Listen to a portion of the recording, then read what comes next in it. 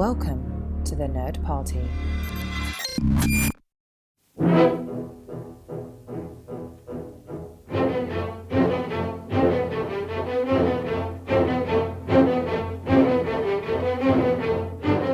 Hello and welcome to a special Between Takes episode of Missing Frames. I am your host, Shawn Eastridge. Normally on Missing Frames, we watch all the movies we should have seen by this point in our lives, but with the Between Takes episodes, we kind of go off the beaten path and do some fun stuff. Filmmaker interviews and, of course, Franchyze Boiz rewatches, or sometimes franchise watches for the first time. But the Franchyze Boiz are in the house. We've got Aaron Prescott. Welcome back, Aaron. Hello. Thanks for having Brad back. I'm glad to have Brad Gullickson back as well.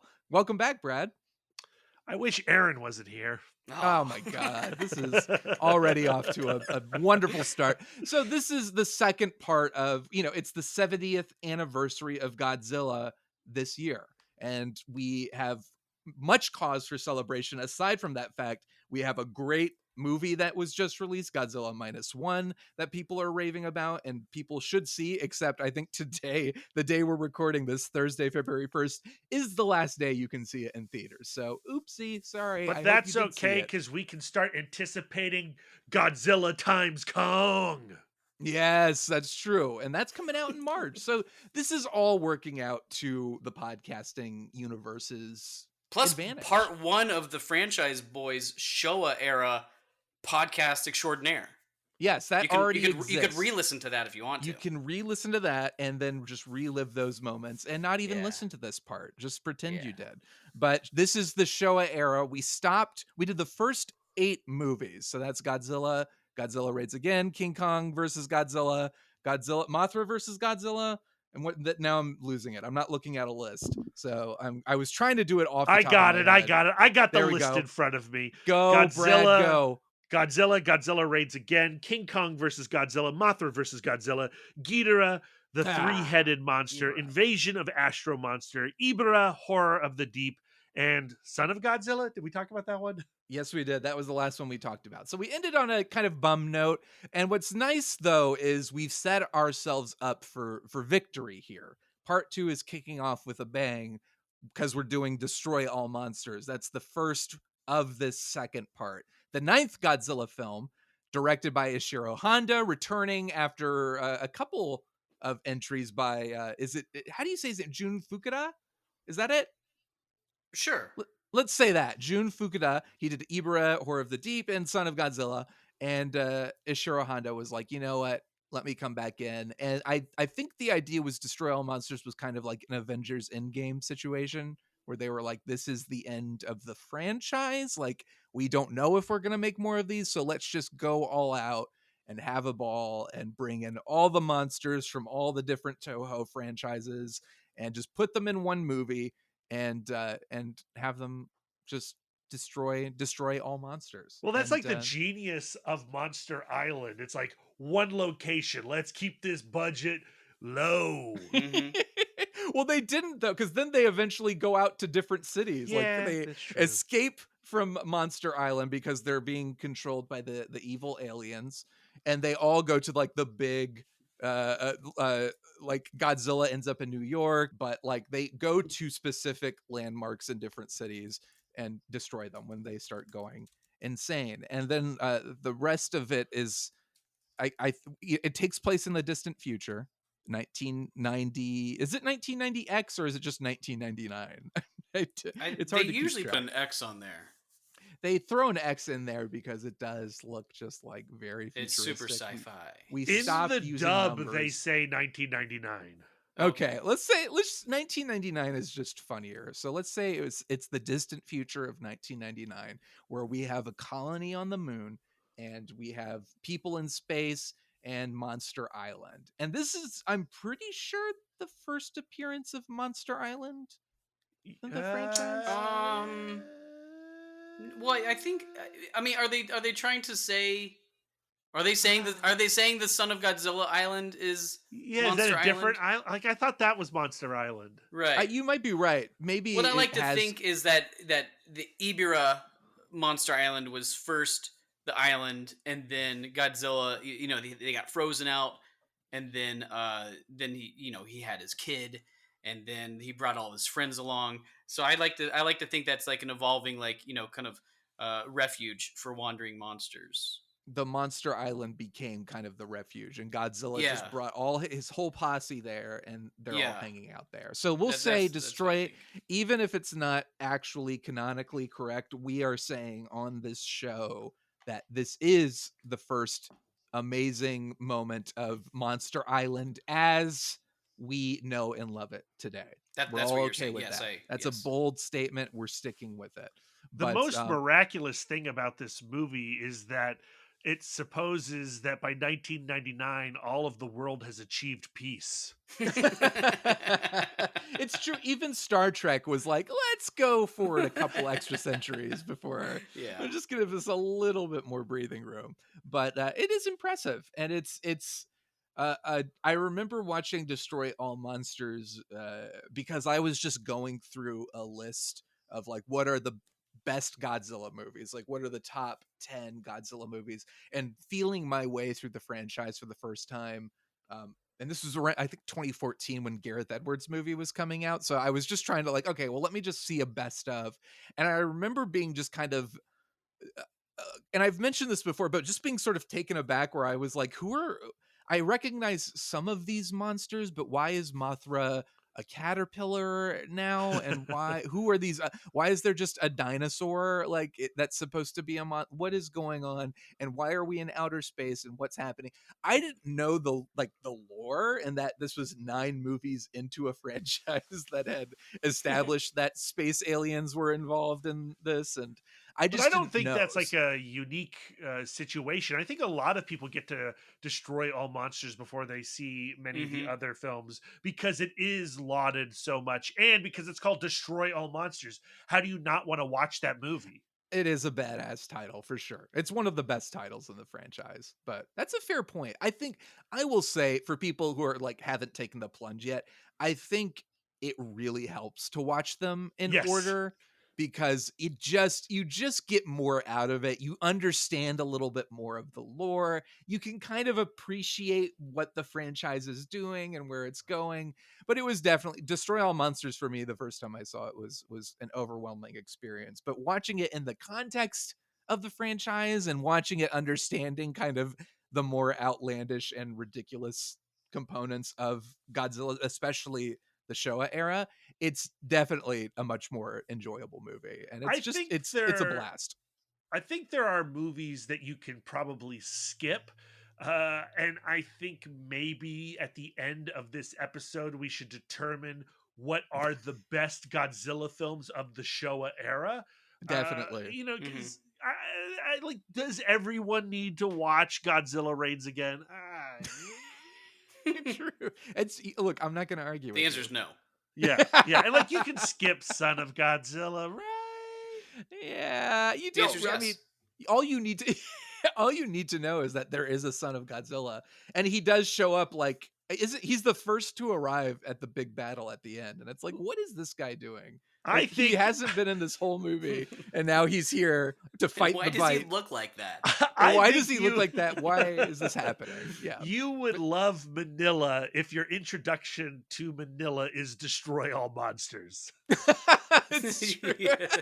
Because you won't really understand who he is, what he's doing there. He's just like a dude, a gray giant dude, man child who showed up to the fight to be like, hey, I'm just here for fun. I just want to see what's going on. But that's a fair assessment. You definitely like him more in this than in Son of Godzilla for sure. Godzilla also gets a new suit in this film. Like, what do you think of the Godzilla appearance? Does it feel like an upgrade in Destroy All Monsters? Definitely from Son of, because I believe with Son they actually had a suit that was like kind of like grotesquely larger than it usually is to make him seem even bigger than Manila was. Or that's right. And so it just kind of looked kind of frumpy, like he had that dad bod situation going on, but now he's he's on Monster Island. He's like doing his bench presses. He's working on the lats, and he's getting back in shape. He's getting back to his former self. So yeah, no, I think this is a good good suit. Yeah, I agree. And it's also like they're kind of this is the point where it's already kind of turned cartoony and a little more friendly because now we're steering towards, oh, Godzilla's a hero now. He's, kids love him. It's a family friendly thing and very much an about face from what Godzilla's origin was. So the suit is in alignment with that idea of Godzilla kind of being the more like, oh, you could cuddle Godzilla if you really wanted to. You can buy your kid a little action figure and it's a little more adorable and a little less terrifying.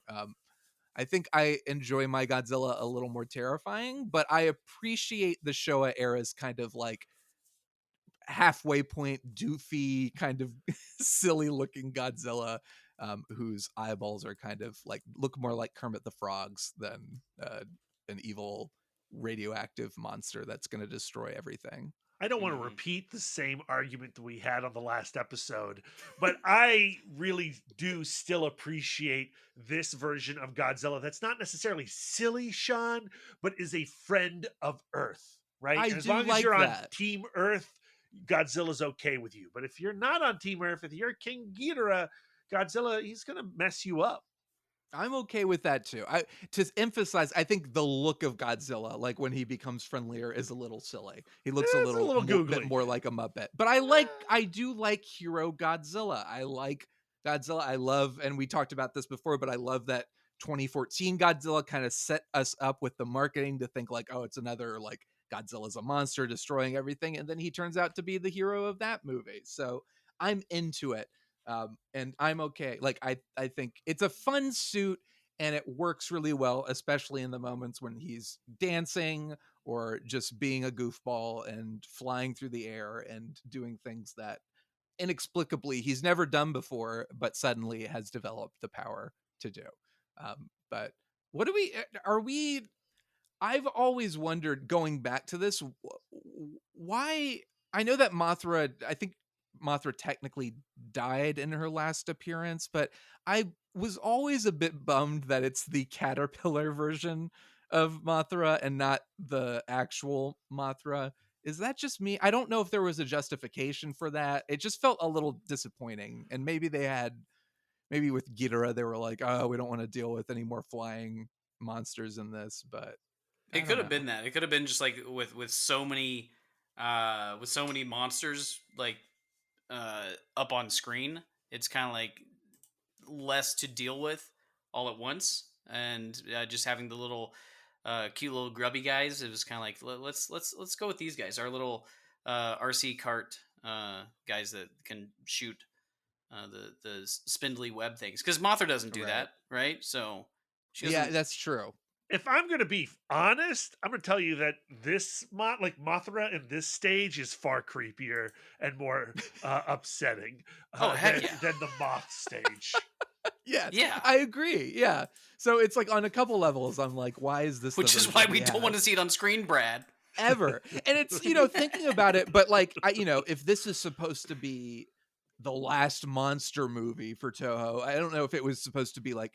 I mean, all the monsters are here, so I don't know if it was supposed to be a send-off for all of them or just Godzilla, but let's presume it was the send-off for all of them, and you have Mothra in this, like, less recognizable form, and really less awesome form. It's just kind of like, oh, okay.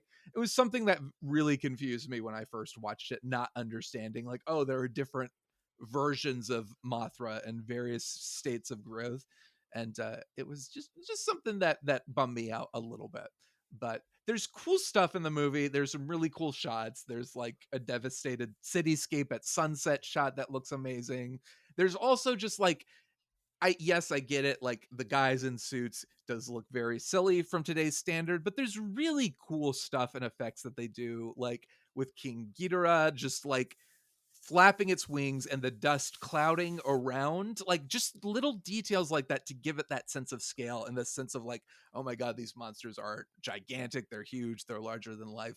It's something that like I think you have to sort of rewire your brain a little bit and look into the little details like that, because on paper and on the surface it is ridiculous and it's very easy to laugh at, but it's also like there's a lot of like blood, sweat, and tears that's going into designing all of this stuff. And the detail is there if you're going to look for it. The hard work is there. It's not as present in some of the movies, but it's present here. And it does feel like kind of the epic finale that I guess it was supposed to be. So I enjoy it on that level, even if it's not my favorite. I always think it's funny to call this the finale of the series when you have All Monsters Attack that just came out like a year later. So it's kind of like, is this just a marketing ploy to get butts in seats and like, oh yeah, no, you're still cranking out some dollars for us, so we'll go right back to it. But yeah, I completely dug this one as well, and I also like the human element and the Kylax look great as their little with taking over the monsters and everything. They have sort of like a proto G-Force thing going on as well with with our people on the moon and having their own little mission. Although they take way too long to try to like one part of the mission is literally like pointing a laser at what looks to be like a giant gumball machine, and it takes extraordinarily long to like just watch that thing and be like, this is our action shot, guys. Okay, all right, cool. But yeah, give me all the kaiju Royal Rumble battle that I can handle. I love that stuff. And to go back to a point that you were mentioning earlier, Shawn, about having to like switch your brain into a different mode when watching Godzilla, I think that is true. You know, when you watch a Godzilla film, especially of this era, you need to buy into the imagination. And I feel like there's a lot to appreciate with the monsters, not just in the design of the action, but in the acting itself. The monster acting that you have on display in Destroy All Monsters is strong. Yes, I agreed. And they like by this point they'd been doing it for a few years, and there is like a level of expertise here where it is something that is, again, it's easy to kind of write off, but there is a lot of work going into making that happen and giving each of these monsters their own personality. And it is like, it's not always there, but when it's there, it's like, this is pretty fantastic. And thankfully we have some really good entries in the Showa era where I think that's on full display. And I think this one is definitely one of them. So final ratings. How many monsters would you destroy for in honor of Destroy All Monsters? Aaron, we'll start with you. I'm gonna give it a solid 3.5. Brad, how about you?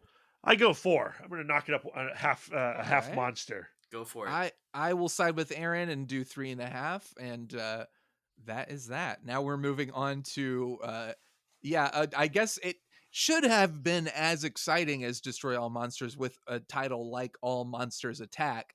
But this was made, I think, like you said, Aaron, it was released about a year later, and I think it was rushed right into production because they were like, oh, people still want to see these movies. Let's make another one real quick. So it was made very low budget and in a very crunched timeline. And it is an outlier in the Godzilla series.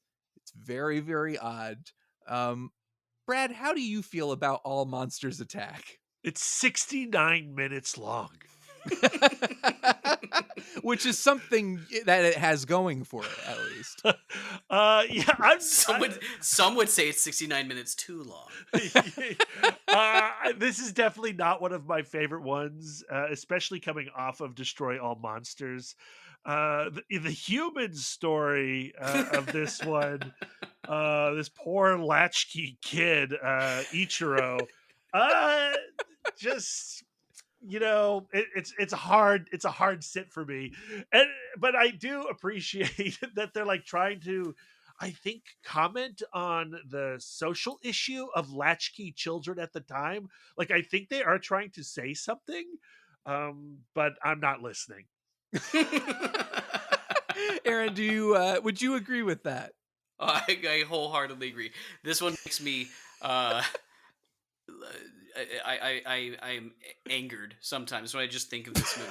It's clip show the movie and I, I Yeah. I do not like anything about it. I don't like friendless loner Ichiro and his strained relationship with his parents. I don't care. I hope the robbers just like completely just kidnap that kid, take him away, and he can stop, daydreaming off to Monster Island where he makes up his own monsters. And it just like going back and forth from um like the size ratio of Ichiro to Manila to Godzilla, and you're like, where, what, how big is anything anymore? Like, just show me a banana on the screen so I can compare it to something. It hurt my heart. It hurt my soul. I want my money back, and I watched it for free. I don't like it. Yeah. It's not good. I will let me try to play devil's advocate.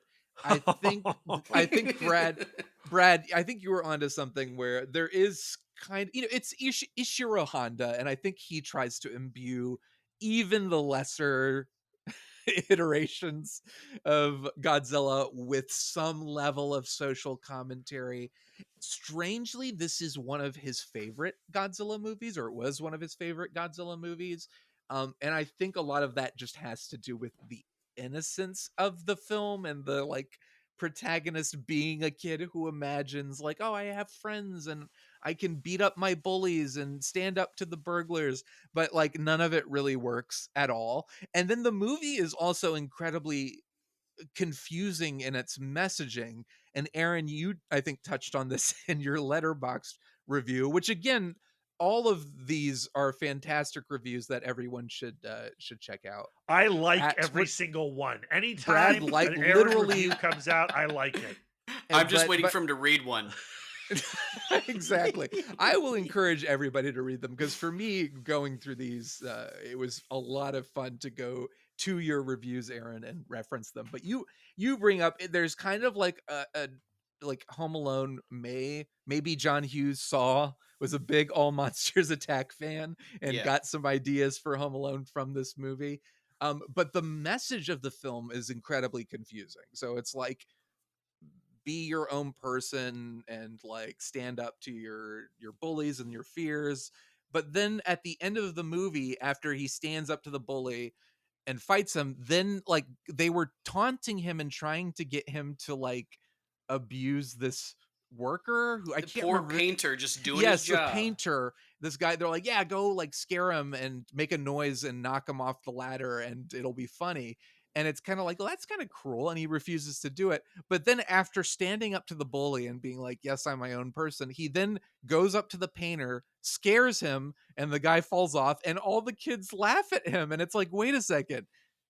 Has he like gone full circle and now he is the bully? What is Ichiro is a straight psychopath. We need to understand this. That's what is like it's hard to fully dismiss this movie because it's so bonkers, and the fact that the movie ends with this kid becoming a terror himself, it just is like the icing on the cake of this very confused morally abhorrent movie. Well, I started to do like a little bit of research in just like the trajectory of where these movies were and in the history of Japan and like how they were influenced by the times, because by like 19 what I read like 1960 1969. well 19 well, yeah, but in 1960 the total attendance of like theaters was like 1.2 billion, and by 1980 it was only 200 million in attendance. Wow. And so you just see this nosedive, and it's pretty much, it seems like it was because of the birth or like the widespread, kind of fanaticism of television, because we had our moment in like the 50s, but we still had a big Hollywood movement, and we did see our influx, but then we had kind of resurgence in our with our 70s with New Hollywood. But with these movies, it kind of felt like it was like push out what we can with the limited budget that we can, because in 1964 they had the Olympics, like I think the sale of TVs like went up to like 90% of all households had a TV, and so like ticket sales just completely plummeted in Japan. So there's parts of me that completely understands why this would be out there, and I do kind of like part of me wants to reach over the aisle and shake shake Shawn's hand, because I do see that there is some sort of message that Honda is wanting to show, but I also want to reach back over and shake Brad's hand, be like, I don't care. Don't tell me this story. This makes no Right. sense. Please take it back to where it belongs and bury it. I guess my appreciation is more of like, you know what? If this is one of his favorite films that he did, I think that's sweet that he likes it so much. I just wish I liked it at all. Yeah. But I understood the trajectory of trying to push it towards kids, get the kids' butts back into the seats of the cinema, and try to rebuild this thing. But this wasn't it. No. Yeah, All Monsters Attack, I think, is notoriously considered one of the worst, if not the worst, Godzilla movie, and for good reason. So that's all I have to say about this one. Anything else? No, we're good. Nobody has anything else to say about All Monsters Attack. So I guess as far as our our rating system, how much old footage on a scale from 1 to 5? How many old clips from other Godzilla movies would you give this? Brad, we'll start with you. It seems really mean to give it a 1. Does it though, Brad? Does But it? I'm a mean dude, so I'm gonna give it a 1. Aaron, how about you? Holding Hands Club, Mean Dudes Club, 1 star. That's it. We're all singing Kumbaya here. It is a There we go. 1-star film across the board. And what a bummer that is to just go from like a really fun Godzilla movie, very epic, to just like the pits. But speaking of the pits, speaking of the drudge and the sewage and the awfulness of pollution and transition. grossness, and Oof. what a transition. That's what people come to Missing Frames for, just the masterful transitions. We are on to Godzilla versus Hedorah, which, they didn't miss a beat. We come back in here with a new director. I think this is his first movie. This is Yoshimitsu Banno. And this is also very clearly hoping to bank off some of the success of the Bond films with its opening credits and song. So it's very stylistic, very much in that franchise mode of following in the footsteps of the other great franchise, James Bond. It is very much kind of a Godzilla movie on its own island. There isn't anything else in this franchise. Maybe Biollante is kind of the same vibe of weirdness and strangeness, but it's definitely an island to itself, and I think it's great. It's one of my favorite Godzilla movies. Aaron, how do you feel about this one? This is a favorite of mine. It is so. I love when a movie just completely accepts its surroundings and accepts the environment that it's in, and wants to tell just a completely wackadoo story, and does everything it possibly can. I mean, it throws everything in there. We get animation pieces. We get like tiled like I don't even know what to call it. Like just tiled TV screens, tiled TV montage thing, all in one thing, where people just yelling at you. You get a disco, song and dance number. Psychedelic club. It's it's so great. It's like they just like opened up the film can and poured a lava lamp inside of it. It's great. It's so cool. Fred, how do you feel about this? Yeah, I mean, this is one of my favorite Godzilla movies as well, Shawn. It is a kitchen sink Godzilla film, but for me, the moment I saw the design of Hedorah, like I was in love. This was the first Godzilla toy that I ever sought.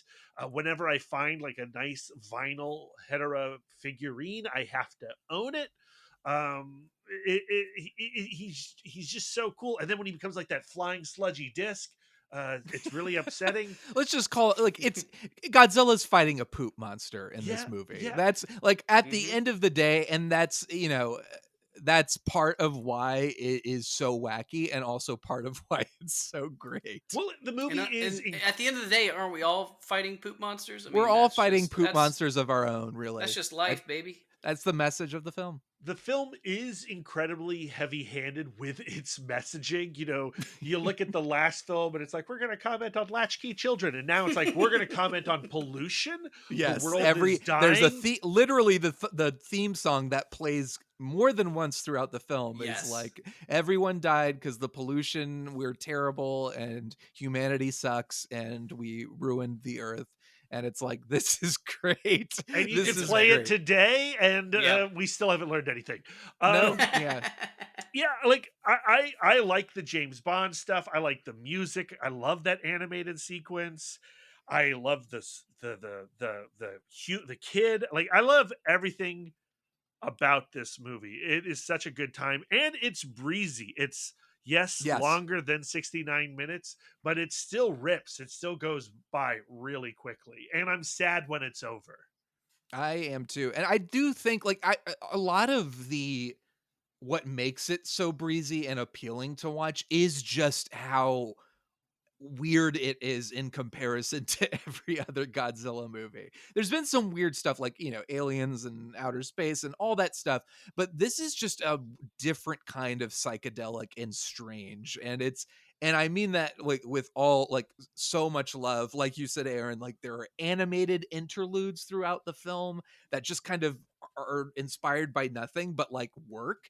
I feel they're inspired by the planets dying. This is like, so much of the messaging is in those animated sequences. It's true. Yeah, that's a good point. I also am like horrified by this. There's one of the many images that we see in that wall of TVs is a baby that they put in sludge that is just not happy at all. Somebody is definitely just punching that thing low, like somebody like just like, yeah, put the baby there while it's crying and miserable. And I'm just thinking, like, good Lord, this is Japan in 1970s Japan. What were they on? Because I want some of it. Yeah, and like, it is a film of a new decade, right? You know, we've entered the 70s. This is 1971, and you can feel this decade in this film. It does feel like a big shift from the last batch of Godzilla movies. Very much a sense of like, okay, we got to get the kids again. We got to get the kids, but maybe some older kids. Like, we'll throw in some like rock music, and kind of like the young kids are protagonists. They have like a bonfire where they they like ring in the end of the world with a dance party. It is an insane movie, and I'm here for Isn't there a part where Hedorah like just like blobs right over him? Yeah.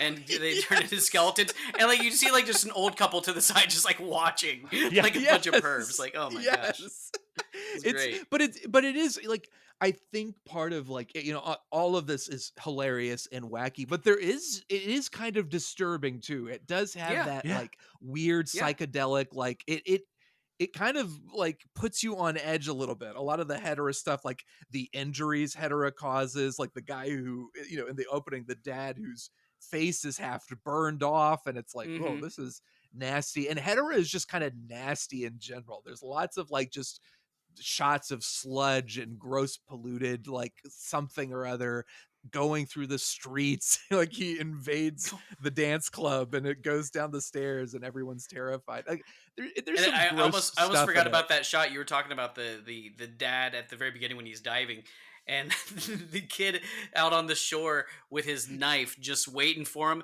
and Hedorah just comes right over and he free willies him right in the slices torso. it. Yes, slice is great. What a but shot. It's also like a very like, you know, there is right before that there's the shot of the kid just alone standing at the edge and just like yelling for his dad, and it's like, this is very like, this is sad. Like, this is very disturbing. This kid, like, the dad just died presumably, and this kid's just by himself. Would love to know what the reaction was like when this movie first came out, because it is so funky, and it like, I almost imagine it's like Batman Forever, not to bring up that franchise debate, but it's just in such stark contrast with the films we had just gotten, and like, maybe it was a bridge too far for some Godzilla fans at the time. I know it got mixed reviews according to Wikipedia here. Now apparently it was Roger Ebert's favorite Godzilla Yes. That movie. makes total sense. I mean, look at his Russ Meyer movie. It's practically Godzilla versus Hedorah.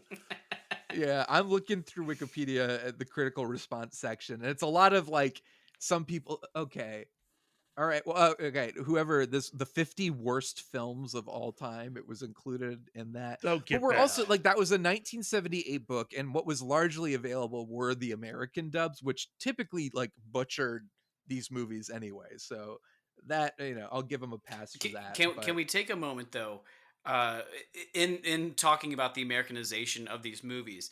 Out of every single Showa era Godzilla movie that was not just redubbed, but usually, frequently, and almost always retitled, Godzilla versus Smog Monster kind of rips. Like that's Yeah. a good title. It's a good title. It is good, but it also distracts from the fact that it is a monster made of poo. That's all it is. You would prefer and Poo I just- Monster? Okay, I'm I fine. I'm fine I with that. want them to lean into it and just call it Godzilla versus the Pooh Monster, because honestly, you're like, I kind of need to watch that movie, and then the movie will live up to the title because you're like, that is a Pooh Monster, but also the rest of the movie is so insane that it's like, this is, you know what, I don't want this movie to be called anything else.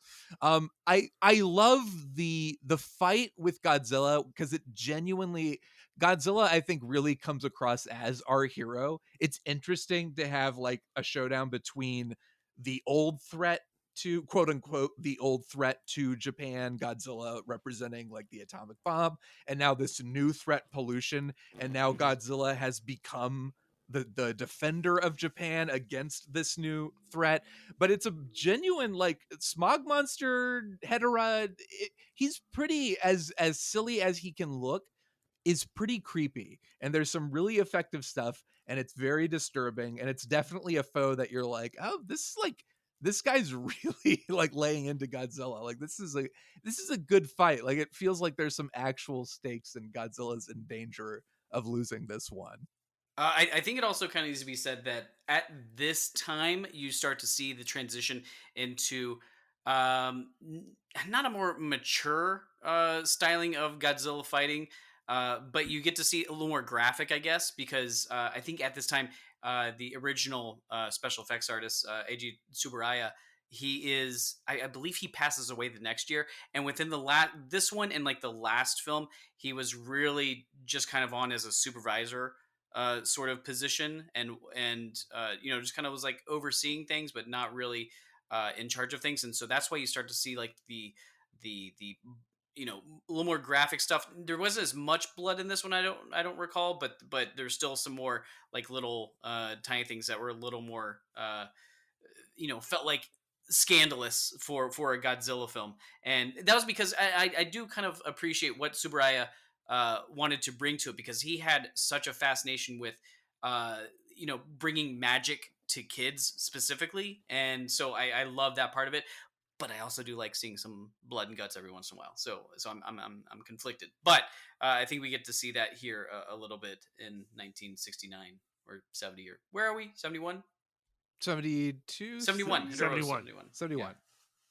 I completely agree. Like the brutality, and it's kind of, honestly, to me, I feel like it's played for a laugh, but the very end of the fight, after Hedorah has been defeated, Godzilla just starts ripping him apart. That's still hilarious. and the music comes in, and it's just like, this is amazing. But they're like, it's very effective, and you get Godzilla's like all of a sudden. Is this the one where he uses his breath to Yes. fly through the air? This is where he takes flight. It's beautiful. It's Yes. gorgeous. It's wonderful. Oh. Wonderful. One of the best gifts on the internet. Mhm. But yeah, Godzilla brutally beating down Hedorah. And then I watched it through again more recently. There was a shot that I'd forgotten about, but as Godzilla, one of the moments where Godzilla is just like laying into Hedorah, there's a close-up of Hedorah's eyeball kind of like looking around in fear, and it really comes across. It's weird because it's like, these are very clearly fake rubber suits, but I remember being just kind of struck by the emotion of that came across in that moment of like, I'm being destroyed and I don't like it, and this is kind of weird. It's a weird shot for a Godzilla movie at this point because we haven't really seen anything like this, but I just wanted to throw that out there. That was one of my favorite moments in the movie, is just like that realization in Hedorah's eyeball that like, oh no, I'm in trouble. Yeah, I've seen death. Yes. But my other thing was there's a great shot of Aaron, you kind of mentioned it, but like when the kids are doing their whole bonfire thing, they're just like old people watching from like behind tall grass, and it looks like a Kurosawa shot. Like it looks like it's out of a Japanese horror movie. Just these old people watching, and like these kids, these young whippersnappers, they don't get it. They don't know what it's like. They don't know the pain we've suffered as old people. And I was like, that's pretty cool. So that's my 2 cents on Hedorah. More than 2 cents. I think it's one of the best Godzilla movies. But I would say the only thing, like, I love the weirdness and the just the kind of avant-gardeness that it approaches. But I will say the one thing kind of takes me away is the ending battle. As much as it does have some really cool moments, it kind of takes forever to get there. It feels like it just kind of lays right there with Godzilla, with Hedorah, and just kind of like there's nothing else going on. You're just kind of like, and so you have to wait for him to lumber over, and you have to wait for him to go over here on this side, and it takes a bit out of you. Like you feel like you're doing a little bit of a workout right there. It does, try to keep the pace up. And you have to wait for like the army to set up their electrical field. Yeah. And, It's like, a little slow, but the bursts of brilliance are extreme, and so I forgive it. Yes, agreed. So Hedorah, I guess, how many amazing anti-pollution dance songs would you give Hedorah on a scale from 1 to 5? Aaron, you go first this time. I'm gonna give it a 3.5. Brad, I give it 4 again. I will give it 3.5. It's but it is one of my favorites. So just putting that out there, well worth a watch. What Shawn is saying is that Godzilla movies can't be better than 3.5. It maybe only time will tell, Brad. So moving on to Godzilla versus Gigan. I say Gigan. I say Gigan. Gigan. I think Gigan is the very American way to say it, and we are very, if nothing else, we are very American. Oh yeah. So this was actually, I think this is the first time, this watch through was the first time I'd seen Godzilla versus Gigan, and as a kid, Gigan was one of my favorite monster designs. Yeah, he's rad. I thought and it is, it's still a fantastic monster design. He's got a buzzsaw on that chest. Buzzsaw? Yes, it's amazing. Guys, I got a confession to make. You don't like Gigan? I think he's overrated. AF. Oh, I think it oh, looks. Why, looks Aaron? like. It looks like they went into the prop room and they found all the stuff that they didn't use on all the other kaiju because they're like, oh, that's too obvious. And he's got those hook hands. Yeah, I understand. How about some opposable thumbs there, bro? What are you gonna do? He's gonna stab your ass. That's what you're gonna do. That's all he can do. That's all he can do. And that's guess all what he needs to do. Except he's got a buzzsaw chest. I'm gonna go behind a door. I'm gonna go behind a door with a doorknob, and I'm gonna close it. And there's nothing he can do about it because there's no opposable thumb to open that door. Smash right through it. No, that's not. No, sorry. He is not a velociraptor. He's not going to learn how to open that door. Not coming through. He doesn't need to with a chainsaw chest. He seems. It's like he's too cool. He's got the laser eyes. He's got the spikes coming here and the spikes coming there and the talon hands and it's too much. He is too cool. I mean, he's no Hedorah. I agree, but I won't take this. Bashing of Gigan on this podcast. Yeah, Gigan's a cool action it's figure here. to own. I'm bringing it. So if you stepped on a Gigan toy in your house, you would be bleeding. Yeah, if you did for some reason have the burglars from All Monsters Attack in your home, you would want Gigan action figures all over your floor to protect you and yours. So yeah, unfortunately, we're watching him in a movie. We're not using him as toy defenses. That's true. That's fair to be. Next time I see you, I'm gonna cut you with my Gigan.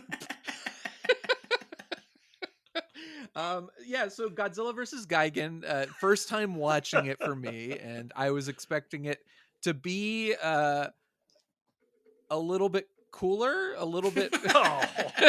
The plot is just as cool as Gigan's look. I'll tell you that. I wanted it to be as cool as Brad and I think. Gigan is. I'm gonna table flip this podcast table. All righty.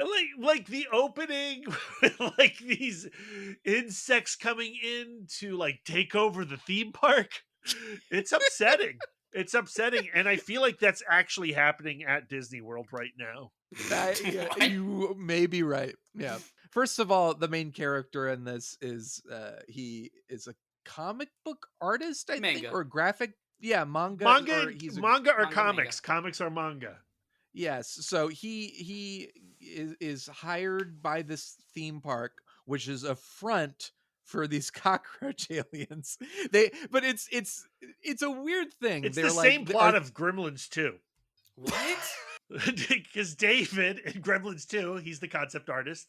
You know, he's doing everything for the clamp industries. He's doing the same thing for the clamp industries. Oh no, he's right. Yeah, as this manga right. artist is doing for these insects.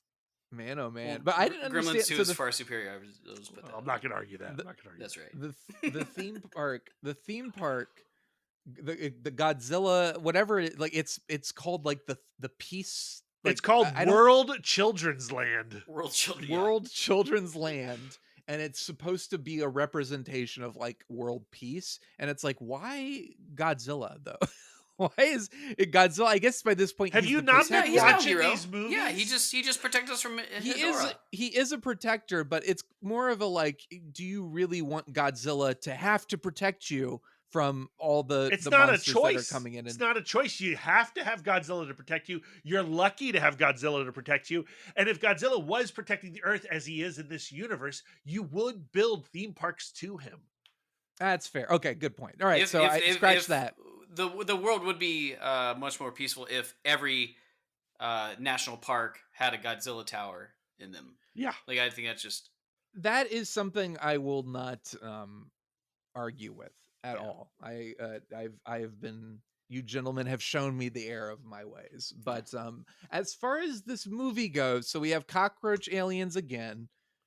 And Gigan doesn't really show up for what feels like hours. It's a long time. I literally, I checked the timestamp because I was like, how long does it take for Gigan? And I think it's like 40 minutes into this 89. It's 20 more minute minutes. movie. So about halfway through the movie, Gigan shows up. And I am not into the humans in this one as much, so that it really makes me feel that 45 or so minutes to get to Gigan. And then once Gigan shows up, he needs King Ghidorah to help him out. That kind of bummed me. I was like, Gigan, you have a buzzsaw chest. You don't need Ghidorah. Let's let Gigan shine. And just to let you know, I'm gonna hurt Brad's feelings again here, and I don't mean to. Like, this isn't. I'm not meaning to do these things. Yes, he is. Godzilla gets Anguirus to help him out. Yeah. Who is the most pathetic tag team partner in kaiju history? Like there's no worse teammate he could have called for. Manila. If he had called Manila in, that would have been a bad call. You know what? Manila probably would have been a distraction for Gigan. They would have looked over. He was like, "Oh, what the hell is that? That's not right. I don't love Anguirus. That is not your kid. You are not the father."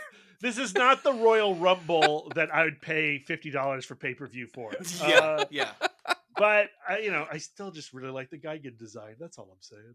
It's really what Anguirus does give us, though, is the first and, as far as I'm aware, last instance of speech bubbles in a Godzilla film where the monsters are communicating to each other and we are privy to their conversation.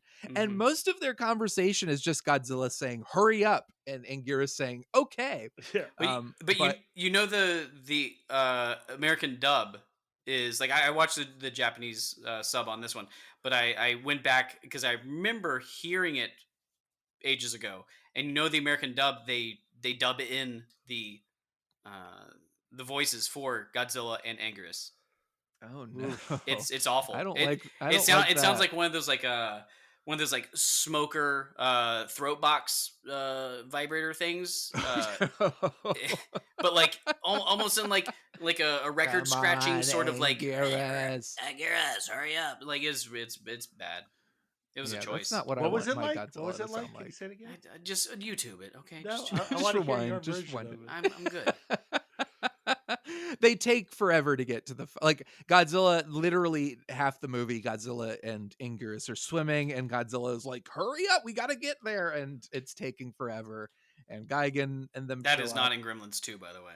So. None of that is in Gremlins 2, which is frankly, I don't want much of this in this movie. So they finally get there and they fight, and Gigan is cool, and I think this is the first like actual blood splatter we get in a Godzilla movie. Like when he buzzsaws Godzilla's shoulder, there's like an actual Quentin Tarantino spray of blood. I That think was this was shocking. this was the first big one, and like I said, this was the first year away from Subaraya's death, and so I think it was just kind of like, oh, we kind of have we can add a little more red dye to the Right. I don't know, The monster blood. yeah, the monster blood. And the But movie it's also does have like a ton of stock footage in it too, Mhm. which is upsetting when it's only 89 minutes. Right. Yeah. Well, it's also weird, like, because tonally, yeah, there's definitely Hedorah seems like a more mature movie than this for sure. But yeah, the violence is a little bit more graphic. And there's even like the truck drivers. Is this the one where they like have like just nude women in their Yeah. truck, or is that Megalon? It's one of them. But there's just like, it's like, is this supposed to be? It's like about a Godzilla theme park, and it's silly, and the protagonist is silly, and the aliens are silly, but then there's like these moments of brutal violence and also nudity. Like, who is this for? Who is this for? I don't know. But for me, wanting to see Gigan in action and then kind of being like, oh, Gigan's here, but also he needed King Ghidorah to help him. It would have been more fun if it was just him taking on Godzilla and Anguirus, but you know, you can't win them all. And this one, I feel like I didn't win, but I don't know. How do you guys feel about? I feel like I can't gauge how you guys actually I feel really about this like one. the beginning. I like the setup of the film. But I mean, like I don't think it's the worst Godzilla movie, and Gigan No, is it's not really the cool. worst. And I think Anguirus is a solid tag team partner. He's not the best. He's no Mothra, but he's there in a pinch.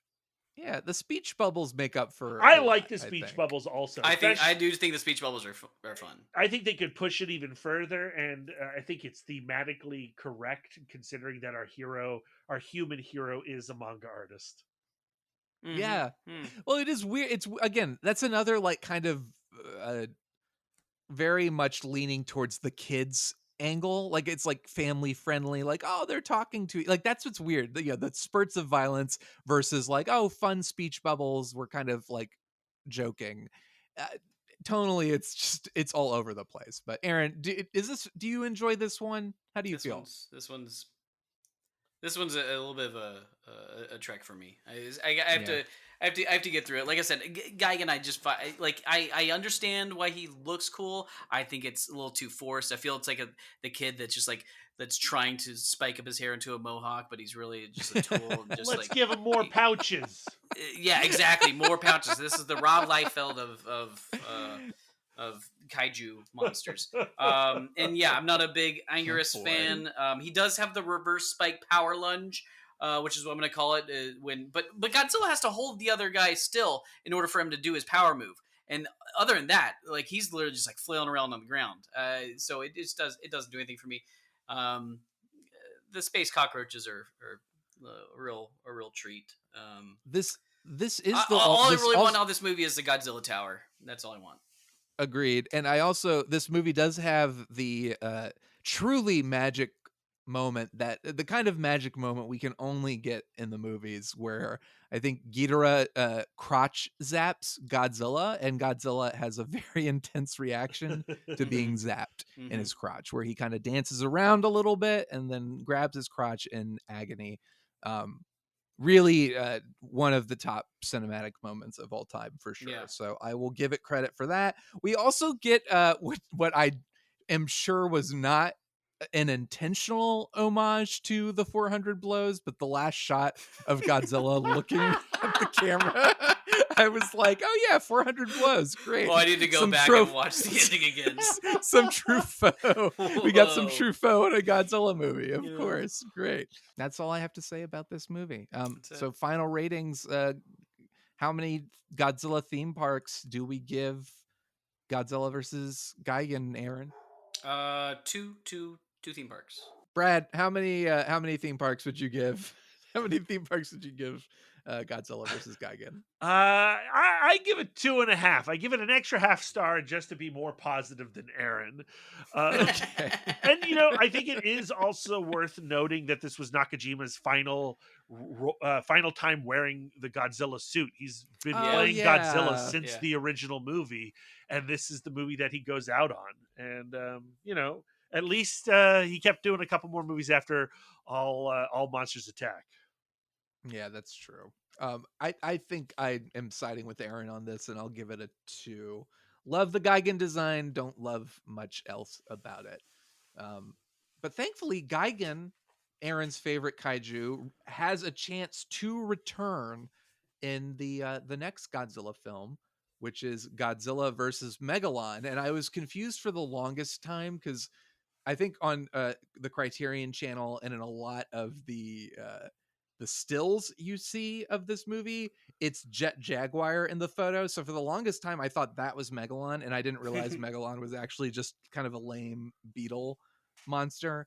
But as I understand it, Toho asked kids to submit entries for a potential monster in an upcoming Godzilla movie, and the design for what would become Jet Jaguar was the entry that won. So Jet Jaguar definitely does look like a child designed it. Well, I went a little bit further and checked out what was going on. So yeah, it was some department stores that hooked up with Toho and Tsuburaya Productions, and they got a whole bunch of elementary school kids to create designs. They weren't sure, it's kind of loose if it was going to be for a solo this creature's movie, or if it was going to go into a Godzilla movie.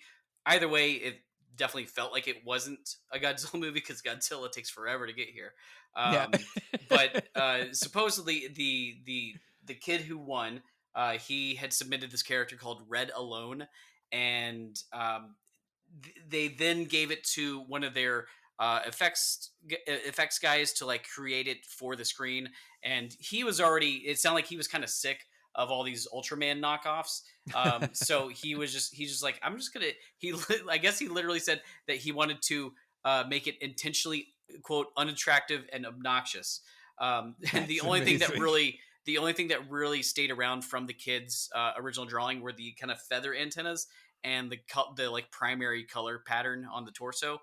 Other than that, it's kind of completely made up. So I hope the kid was happy, but that's incredible that it was made to be intentionally obnoxious, because the design is pretty either a kid designed it, which I would have believed 100%, or the person who designed it just hated his the job. idea. He hated his job and was like, I'm gonna make something that will ensure that nobody else wants to see another movie with this kind of character in it. Jet Jaguar is the best addition to the Godzilla franchise since King Ghidorah.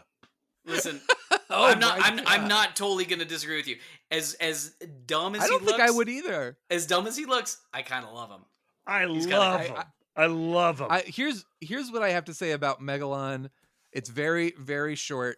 Aaron, yes, it takes way too long for Godzilla to show up to this movie. There should be a Bechdel test for what makes a Godzilla movie, and this barely passes. It barely passes. The movie is a slog to get through. It's a miserable watch until the ending. It is the fight at the end of this movie where Godzilla and Jet Jaguar team up is maybe top five favorite Godzilla fights. It is number one fight of the Showa era. That's is hands down. It is. Yes, I agree with that. I think it is for me to have been. Brad, please tell us how this Pulp Fiction-esque plot at the beginning of the movie really just solidifies this as an all-timer. Please, Seatopia. Tell me more about the Seatopians. Seatopia. Tell me more about the Seatopians. Yeah, they're no good. They're no good. You gotta watch out for in them. Concept or as like bad dudes. They're bad dudes. They're bad dudes. I think we should all be worried about Seatopians and Emperor Antonio. But well, what are you gonna do? Emperor Antonio was actually the Greek guy, wasn't he? Yeah, he was. Edit that out. I have no idea who you're talking about. No, you could have just said that, and I would have nodded and agreed. You sounded confident. I don't know enough about Look, Brad, you are the Seatopia expert on this show. That's why you're here. You know more about Seatopia than anybody else. So okay, it's not the best, but I love the mech design of Jet Jaguar, as obnoxious as it is. I like the team that makes Jet Jaguar go. I like the humans around Jet Jaguar, the Seatopian stuff, whatever, the Megalon stuff, whatever. But then when you get to that fight scene, I mean, it is an all-timer. And I think it's no joke. I think it's worth the trip that it takes to get there. And the trip is not the worst trip that we've taken in this Godzilla franchise so far. You can't keep saying that when we've watched All Monsters Attack. We get it. We know. All right. Yes, there's always going to be something that didn't make the cut. But can we? All right. Let's run over the plot real quick of what these Seatopians are trying to do. Why are they trying to get Jet Jaguar? Does anybody remember? They crickets. You know what it is? They hate people. No. They are literally to seek their revenge on Tokyo. They need to capture Jet Jaguar to guide Megalon to Tokyo. That's it. He's literally just to be his taxi driver to Tokyo, and then they're done with him. That's smart. That's smart. What do you mean smart? I mean, you can't handle Megalon on your own. He's not there to handle Megalon. He's literally just there as like, he's a follow me. He's a tugboat. He's the tour guide. Somebody go get their car and tell Megalon to follow behind. It's a wild little story, but nothing more can be said. The legit kaiju Royal Rumble that this thing ends on is so much fun, and it's like the best. Like, you see this like this great love of Japanese wrestling like kind of infused into this thing, and you see like Godzilla comes out and he's like pumping his chest and like stretching out his arms like he's ready to go, just like you watch like a wrestler come from like the back of the screen down the catwalk and into the ring, and he looks like he's doing the same exact thing. And Jet Jaguar's just like, I'm gonna get big for no reason. Let's do this. And they team up. And I've got three wrestling moves I'd like to propose to you guys of what we can call these moves to hopefully trademark these, make some money off it. Who knows? So first one we're calling the Upsy Daisy. Okay, this is when Jet Jaguar chucks Megalon up in the air like a complete punk, and then Godzilla blasts him down to earth with his atomic breath. We're calling that the Upsy Daisy. You guys like that? It's amazing. It's amazing. I love it. All right, number two. This one's called. All right, this is when Godzilla completely Jansports on the back of Jet Jaguar, and he sends a radioactive blast at the feet of Gigan and Megalon. We're calling that one the Backpack Attack Pack. And then we got like when you have like the pantheon of instantly gifable Godzilla gifs or memes, you have to have the Tokyo tail rail. And that's when you have the double-footed tail slide with Godzilla with that kangaroo level tail strength, just testing the straight power slides right into the chest cavity of Megalon. It's just I could watch that over and over again. Like put that up there with the best WWE fights of all time. It's a work of art. I'm gonna make a real controversial statement. Are you guys ready? Brace yourself. This is one the Star Wars fans might come after me for. The Last Godzilla? Jedi is no good, and this movie is great. Listen. Godzilla versus Megalon is the Rogue One of Godzilla movies, where I do not care about anything that happens in the first hour and a half of Rogue One, but the last like 45 minutes, the whole climactic getting the Death Star plans, that whole sequence is one of the best Star Wars things I've ever seen. It's the same thing with Godzilla versus Megalon, where the movie is a slog. I'm bored. I don't like it. I think it's a piece of crap. And then we get to that ending, the climactic battle, and I'm like, this is one of the best fights. Like you said, I think it is probably the best Showa era battle. And definitely for me, like, if I were to rank my favorite battles in this entire franchise, it may very well be like a top 5 for me. It's that good. But that's my controversial throwing dirt in the eye of Rogue One fans. Have you watched Andor? I love Andor. Okay, we can still be I friends. love Andor. Okay. But Rogue One I don't dislike, but I'm one of those people who's like, it's not that good, but the last 45 minutes are that good. In fact, they're better than that good.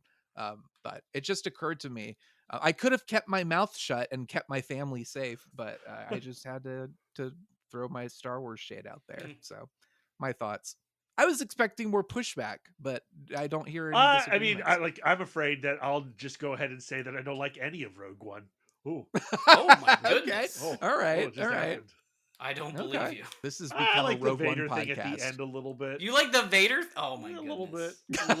And I like the opening boy. scene in the grass with all right. Mads Mikkelsen. We got to continue, or this is going to be the end of the franchise. Megalon, Boys. We got to continue. Keep going. Look, Megalon is not a good movie, but that fight is fantastic.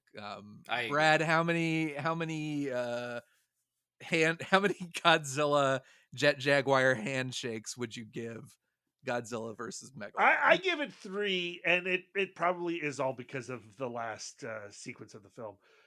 But it's a hefty sequence. Like it's not. It's it's more than just like the last scene. And I like the crew around it. It is like a more kiddie movie. Like this. You can see why Godzilla. Most of the movie does, like, it feels like, oh my god, like they're appealing to that, like, just the children. Practically a cartoon. It is, and it feels like a movie great, where it's like, yes, of course, a child designed this robot, and it just feels like that. And then again, the fight kind of throws you for a loop where you're like, well, I wasn't expecting to like enjoy any of this, but I do. There's also, I wrote a note here about the guy and the kid in the storage container. It's basically, I want to say that Steven Spielberg saw this movie and was inspired to nuke the fridge as a result. Oh, of, 100% that moment. Yes, So I thought the same exact thing. Just putting that out there as well. Aaron, what would you get? We could do handshakes, or we could do the flying kicks, the legendary flying kick. There's so many. So many. This is 2.5. I enjoyed it up. That end is like nothing else really works for me. Up until that very end piece, the device to get Jet Jaguar. They could have just literally done anything and said Jet Jaguar is like, I don't know, he houses, I don't know, some sort of new powerful weaponry that blah blah blah. Who knows? But they were like, please be our taxi. I would almost give it an extra half star for the US poster of so good. Of Megalon and Godzilla on top of the Twin Towers. It's so good. I love that poster. Yeah, it is a great poster. Yeah, but 2.5. I agree. I'm on the same page as Aaron. 2.5, and a lot of that is just the love of the fight, as I've already mentioned. But there we go. Moving on to Godzilla versus Mechagodzilla. Man, we are blowing right through these. So this is probably one of the ones I actually remember watching as a kid the most. And it's primarily because, Mechagodzilla, he's so cool. Especially as a kid, you're like, Robo Godzilla, I am into that. I distinctly remember as a kid 2 moments. The birth of, not the real Godzilla, but the fake Godzilla, the Mechagodzilla, the floating rock. For when the volcano explodes and the rock comes out of the volcano, for some reason, as a kid, my friend and I thought that was the funniest thing ever, and we would just watch it over and over again. And then I remember being like really horrified by the moment where fake Godzilla rips open Anguirus's mouth and just how gruesome that is. Yeah, it Brutal. really is.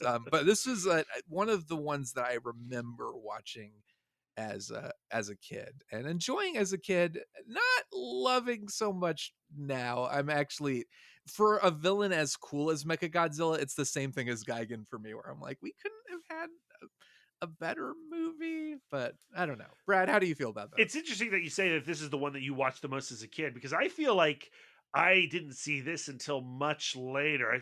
I would always watch Terror of Mechagodzilla, the film that comes after this one. It seemed Okay. like that was the one that would be in the video shops. Yeah, I mean that one.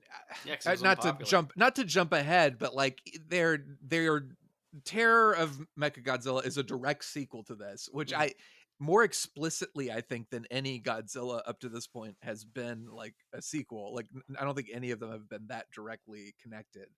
Um, but like you really could do either or. Like you don't really need to see Godzilla versus Mechagodzilla to understand Terror of Godzilla. Uh, but yeah, I don't know what it is, and then like Caesar, like the King Caesar is just a weird design, and that is odd and a strange addition. Where again, it's kind of like with Gigan, I'm like, Mechagodzilla is badass enough. I don't need another character in here to introduce and to fight in all of this. He looks like a weird puppy dog. I don't know how I I feel. kind of like King Caesar for all the reasons you said. Of course you do. Of course. Like, the problem with the Mecha Godzilla films, trying not to dip too much into the next movie, is that the Mecha Godzilla design is so great and the idea Yeah. behind Mecha Godzilla is so great, but the films don't really live up to the design. Yes. I think this movie's fine, um, but if you want like a great Mecha Godzilla movie, it's just not going to be in the Showa era. No, I agree. It's a great, great design and idea that's looking for a good story idea. Um, Aaron, how do you feel about this one? I love King Caesar. He's one of my Yeah. absolute Wow. favorite of the Godzilla rogues gallery of like just like there's no other like kaiju like him, where like this rabid like floppy-eared freaky rabbit bat sort of, I don't know, like he's cat-like and like is ready to like claw your eyes out, but like there's something about it. But also I really like kaiju that are more like connected to like kind of like the history or lore of the earth. Like kind of like how Mothra is like this protector of earth. Yeah, I do like the prophecy and like the stuff kind of behind that. There's something kind of cool about having earth's protectors go up against like these invaders from other worlds. I think is kind of cool. And yeah, like Mechagodzilla, as much as like this story is fine. Like as much as like Mechagodzilla is completely cool, and I agree with Brad. Like the concept is so like great. Just having like this, we've created this robot that's the exact replica of your greatest, defender, and we're going to take him down. Like there is something kind of cool about that. It never truly lives up to all of that, but I really like having just the imagery of Mechagodzilla and King Caesar and Godzilla all there. It completely works for me. Everything from rainbow laser blast to finger rockets to just the funkiest big band soundtrack you've ever heard in oh like yeah, the movie. It's just like all over the place. Plus, we haven't even talked about gorilla cyborg men and like shiny metal right. Like the jumpers. Like, Planet of the Apes oh, kind of. just wildness, and I do kind of love that part of it. It kind of it harkens back to when it goes like full like kind of sci-fi with aliens kind of running amok and kind of has this Astro Monster. Anything that's kind of close to Astro Monster, I kind of be like, oh yeah, that's a good Godzilla right there. That's what you want, the full blown sci-fi Godzilla. Exactly, yeah. I got you. I will say Caesar's theme song is a banger. Like, Oh. that's a jam for sure. Like, And I you can will- tell it's a banger because he waits like 3 freaking stanzas of that thing in order to wake Yeah. up. Like, okay, Exactly. I know it's He's a good like, I'm gonna song, listen. but I want you to sing the whole damn the whole song thing again. Yeah, I don't I don't fully dislike this movie, but I feel like the human story is a little bland. I like Terror's human story a little bit more than this one. But overall, I think the design of Mechagodzilla is cool. I don't love Caesar, but you guys have kind of sold me on some cool stuff. I do He's like the great. idea of like Earth's defenders and these legendary heroes. I do like that a lot. But I got a question for the Oh. two of you. So, like, you know, they kind of talk about the prophecy and like the girls. She's talking about like I don't know, the two monsters, and she also talks about like the twin suns, like the sun will rise in the west or something like that. Right, I forget how right. it goes. Like right after they say that, they're on like a big giant cruise ship, which has like a humongous sun on the side of it, and I was like, oh, this is gonna play in.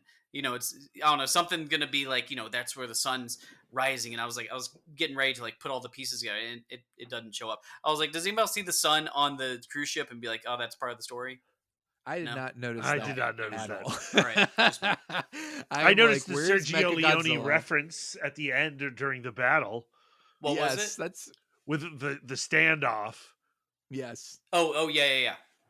and you know you got to appreciate that. All right, I will take. I'll completely accept. You know, giant irradiated lizard monster terrorizing nation.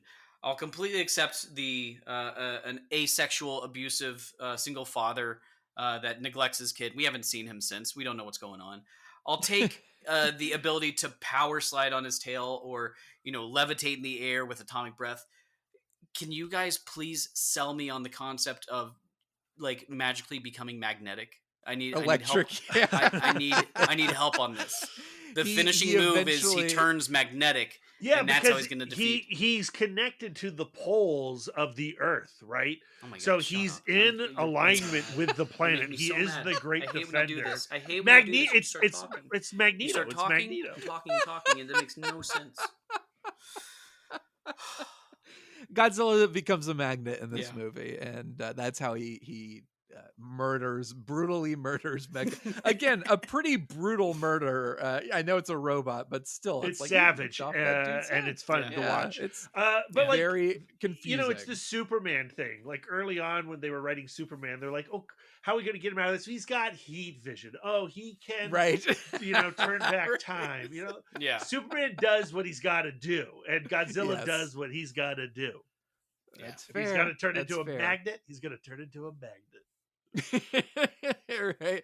Well, on that note, how many magnet Godzillas do you give Godzilla versus Mechagodzilla? I don't remember who went first last time. Brad, just how many? 2.5. How many magnets? 2.5. 2.5. Okay. Aaron, how about you? Ooh, I like this one quite a lot more. This one's getting 3.5 from me.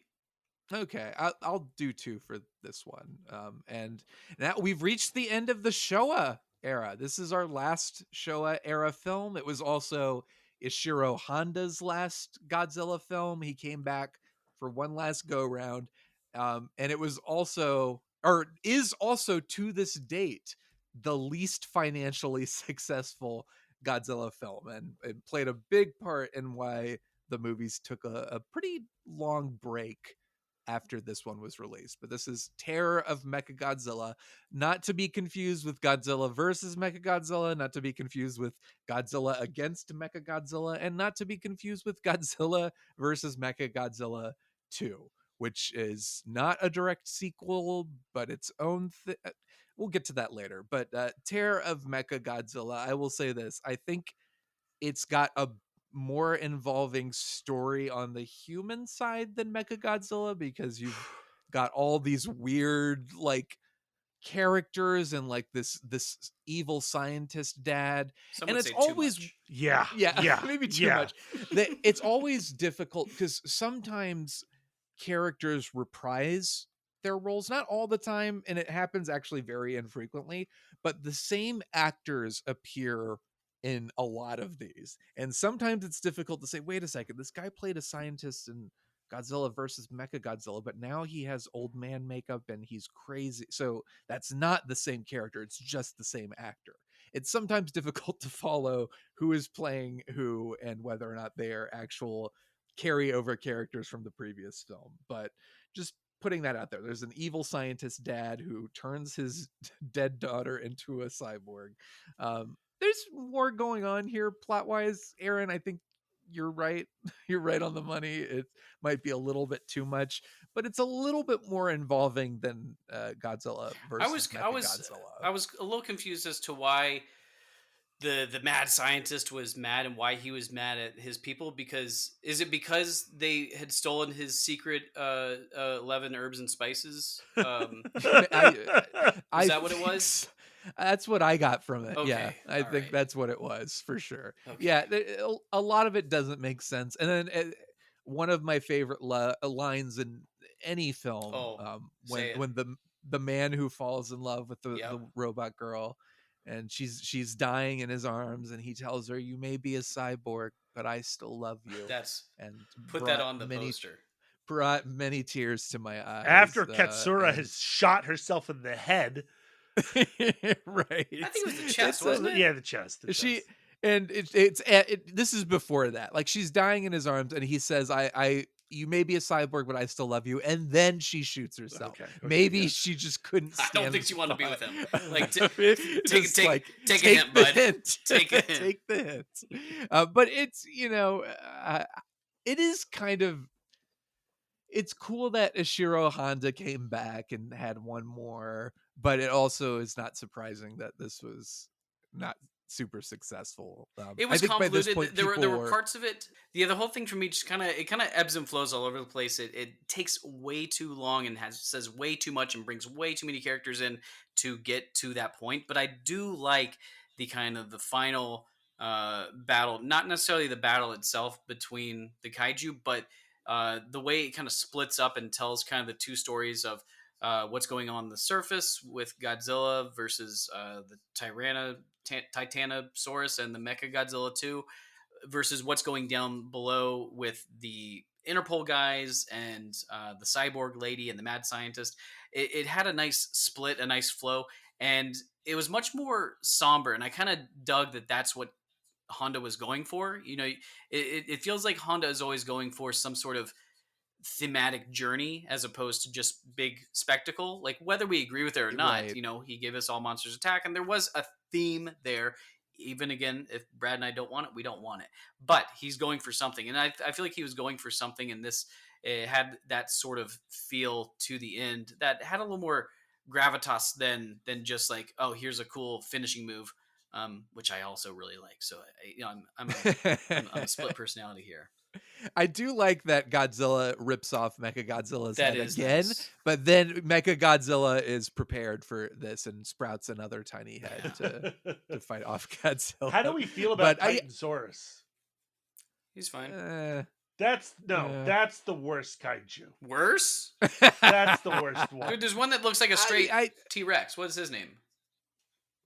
Yeah, I don't. Maybe they're the same. They're one and the same. I agree. That's another one where it's like, why is this in the movie? It's again, Mechagodzilla is so cool and so awesome. You don't need another villain to try to create this story. I guess it's like you need somebody because you're rebuilding Mechagodzilla, but you could also just be like, hey, we rebuilt Mechagodzilla in the first 5 minutes of the movie. And I'm like, hey, all right, sure, I buy it. I don't need to see the whole process. That, almost every time there's an advanced alien race that can travel through space and time, reach us, create these shape-shifting appearances and stay hidden and all this other stuff. And they can't build a freaking robot to save their lives. They're useless. They still need our mad scientist to create robots or robots, and it just humors me. It's funny. Yeah, but Aaron, that's kind of what Terror of Mechagodzilla I would probably put above Godzilla versus Mechagodzilla, strictly because of Honda's sort of just the thematic thread. There is kind of a story here. There are characters here. They have relationships with each other that are semi understandable. But I think it's a waste of a great villain in Mechagodzilla. And it's kind of like they've made these two back to back. They're direct sequels to, like, this is a direct sequel to Mechagodzilla. We get a Rocky style recap of the previous film at the beginning, which is crazy because, again, that doesn't happen with these movies. But it just feels a little bit like, so we didn't really learn any lessons from the previous movie. This is just kind of, it feels just kind of bland in the same way as the previous one, but with a little bit more of the human drama. But how do you feel, Brad? I think that this movie is not as good as the last one, and Ugh. it is hard having two Mecha Godzillas that just don't deliver. Yeah, it makes sense that the franchise kind of fizzled, and it's sad that it's Ishiro Honda's last movie. He has some nice moments in it, but it is a bummer that it's like they ended the era and he created Godzilla. For him to kind of end on a dud is kind of sad. It's interesting how, like, when we're looking at just the episodes that we've covered for this period of the Showa era, it starts off with so much energy, Yeah, destroy all monsters, and then Hedorah. Like, I feel like it does feel like there is an injection of the 70s into the Godzilla franchise. But then when we get to 1975, we go so, it descends so quickly. yes. that energy, or depletes so quickly. Yeah, there's a lack of ideas and also just a lack of budget, and it feels tired, and it gets tired very quickly. Maybe that's what you're feeling also, is the tiredness from the people making the films. Yeah. Like they bring in some new voices, but they keep going back to the well of Honda, and we all love him, but maybe his heart wasn't really in it. I mean, I don't want to do a value judgment. Because I don't know. Yeah, but sure, and that's speculation. fair. I mean, Honda was on the record as never being a fan of, like, oh, all of a sudden Godzilla is like a friendly dinosaur and defender of Earth, because it's clearly not the original intention. But he was game, and he made it work, and he delivered some really fun Godzilla movies that, while they are the complete antithesis of his Godzilla, the original Godzilla, are still good and still fun. And I think I'm glad he got to do more. It's fun that he got to do different shades of this character. And it would have been nice to see, like, Destroy All Monsters should have been the last Showa era movie. I'm saying, like, all of the ones that we love, like Hedorah and the final fight in Megalon, those should come before Destroy All Monsters and things. But it would have been nice if maybe that had been the last one instead of Terror of Mechagodzilla. We could have maybe had Mechagodzilla and Destroy All Monsters at the end. It's a little bit of a bummer, but it's such a great legacy to leave behind that it's like, whatever. You win some, you lose some, and for the most part, you won some. Yeah, that's sweet. That's it. Anything else to say about Terror of Mechagodzilla? No. I'm excited for the next era. Yeah, I am too. I think Heisei may be my favorite era. But real quick, Terror of Mechagodzilla. How many cyborg love interests would you give it? I give it 3. Not as good as the first Mechagodzilla, but I still enjoyed what he was trying to do, at least by the end. And maybe more of like a legacy send off. I enjoyed it. Brad, how about you? I gotta go too. I'm happy that Aaron likes these last two so much. I should watch it through his eyes and his brain. Come on over. If only we could. You know what, Aaron? You may be a cyborg, but I still love you. What do we do now? Like, do we rank the Showa era? Do we pick our favorites? Like, do we want to do, like, do here the are the ones you need that to see? I suggested earlier, because it was my plan of picking the Godzilla movies that you have to watch. Like, if I'm like, down let's with curate a list. I am into that. I guess. Well, I mean, kicking things off, obviously, the first Godzilla. You gotta is watch the mandatory first viewing. Godzilla. Beyond just like, oh yeah, it would be fun to watch Godzilla movies. Godzilla is a great film, and you should just watch it because it is a great film. Godzilla Raids Again. I think we can skip that one. I think we can also all skip agree on King that. Kong versus Godzilla. Yes. I think so too. And honestly, and we'll get to it, not to spoil. And I think we might have talked about it a little bit, but there is a King Kong versus Godzilla movie that exists. That is more recent. That is a lot better than that one. I agree. So I just agree. putting that out there. Mothra versus Godzilla. Mothra versus Godzilla. You gotta watch. Yes. And you Yes, gotta watch absolutely. Mothra Shawn, the solo film. I know. It's I true. do. I need to watch that. Yes, I need to get around to that. Ghidorah, I would say, is a must watch. I would agree. Yeah. Invasion of Astro Monster, I would say, just for the dance. I think is you worth gotta it. watch Invasion of Astro Monster. For me, that's Okay, a that's must, yeah. fair. Ibara and Son of Godzilla, I can skip. Yes. Skip. I mean, Ibara is like, it's got some goofy stuff in it that's like, It's not bad. a It's not terrible bad. watch. It's not bad. You don't need to watch it. No. Destroy All Monsters, obviously Gotta yes. watch. All Monsters Attack, obviously no. Godzilla versus Hedorah, 100% Gotta watch. yes.